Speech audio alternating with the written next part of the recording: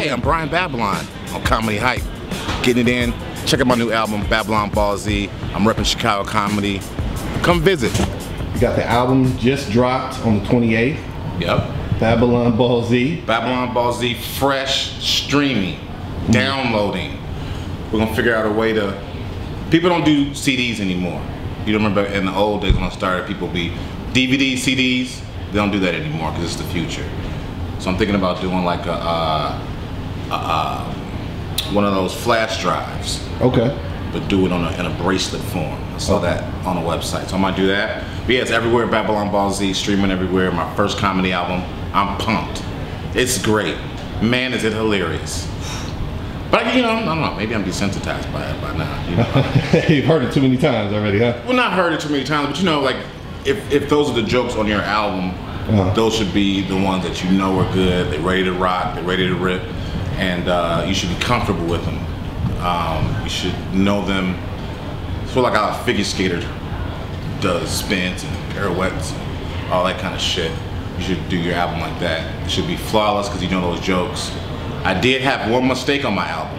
Oh, what was that? And it's on one of the jokes. I don't know if I should tell you, because a lot of I should tell you because people don't know. And I left it in because the Sklar brothers. Okay. I was shooting some stuff and we talked about doing my first album. They were like, they just threw it out there. So maybe if you make a mistake, leave that in the album because it makes it real. It makes it, because a lot of times people try to make it too perfect, and unless you're on the spectrum, no one is just that perfect. You know, so it was one joke I have about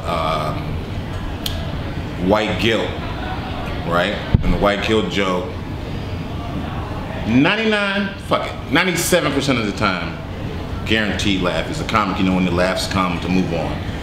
And the punchline is pretty much I used to set up a racist booby trap area in my cubicle. Like watermelon, Confederate flag, fried chicken, me racist note, go to lunch, come back. What the fuck? Go to crazy, go to human resources. And then the punchline is, you know, she gave me 3 weeks off with pay. People say, boom, that's how you work the system. Boom, blah, blah, blah. People, On the album, I fucked up and said, and she gave me 3 weeks off without pay. Whole shit was fucked up. I realized it, but then realized I was recording the album, like, you can't trip on that. I just say, I think actually you hear me say like, that usually goes better.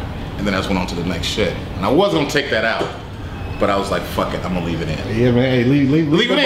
Leave the behind the scenes in. Leave it in. It was real, and you know, everything else worked really good. The crowd in San Francisco was really nice at the setup. Big shout out to Blind Medicine Records out of the Bay Area that helped me produce this album and get it out. And I'm just happy to do it, man. So how was the build towards the album? How long did it take you to actually put all the material together, to actually decide that I want to come out with the album, this is what it's going to look like, this is where I want to put it, in San Francisco? No, it wasn't that. It was like, dude, you've been doing this too fucking long not to have had an album. That's ridiculous. That's what it really was. You know, I've had a lot of these jokes that have been around in some form or fashion for what, 7, 8 years, you know, then you finally hone them, then you might have a callback that goes great with that. So now that it's, you know, it's out there, I might tell one of those jokes if I go do a show, but it has to be new material that cranks it out. Just got off tour with Hannibal and we did a whole red state run, like Oklahoma, Texas, Arkansas, Missouri. Not New York, not LA. You know, I threw 1 or 2 of those jokes in there, but they were receptive to the material, so I know it's across the board, relatable and funny. Gotcha. So now that you have the first album out, when do you think you'll be putting out a second album? What is the process for coming up with new material for that second album looking like as well? Well, technically, I probably, if my family's kidnapped, and they're like, if you don't come out with a motherfucking album next, I could do it. I have enough I could scrape together.